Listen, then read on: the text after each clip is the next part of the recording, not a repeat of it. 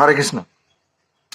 তো আজকে আমরা আলোচনা করব যে রাজা জনক, স্বয়ং রাজা জনক রাজা হয়েও কেন মাঠে হাল করতে গিয়েছিলেন।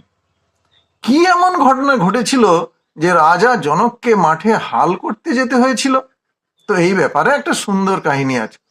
এখন সেটাই আমি উপস্থাপন করব, সেটাই আমি আপনাদের বলার চেষ্টা করব। লঙ্কেশ্বর রাবণ, দুর্বুদ্ধি, অহংকারী, অত্যাচারী রাক্ষসরাজ রাবণ একবার মুনি ঋষিদের হত্যা করে তাদের শরীর থেকে রক্ত নিয়ে বিশাল একটা পাত্রে রেখেছিলেন। তারপর সেই সমস্ত রক্ত রাবণের অনুচরেরা মিথিলা রাজ্যের প্রান্তে ঢেলে দিয়ে এসেছিল। তার ফলে তখন থেকেই মিথিলার ভূমিতে আর কোনো শস্য উৎপাদিত হতো না, বৃষ্টিপাত হতো না, ভূমি ফেটে চৌচির হয়ে গিয়েছিল। তো মিথিলার কৃষকেরা মহা সমস্যায় পড়লেন, চারিদিকে হাহাকার পড়ে গেল। দুর্দশাগ্রস্ত কৃষকেরা তখন কিংকর্তব্য বিমূঢ় হয়ে মিথিলা রাজা জনকের কাছে এসে তাদের দুরবস্থার কথা জানাতে থাকলেন। তখন রাজা জনক তার সমস্ত সভাসদ, কুলপুরোহিত এবং অন্যান্য মহাত্মাদের সঙ্গে সেই সমস্যা নিয়ে আলোচনা করলেন।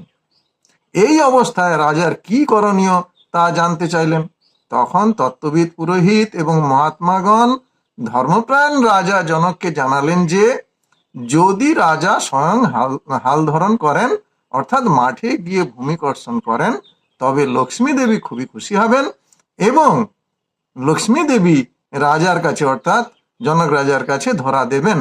ফলে বৃষ্টিপাত হবে এবং রাজ্য আবার শস্য শ্যামলা হয়ে উঠবে।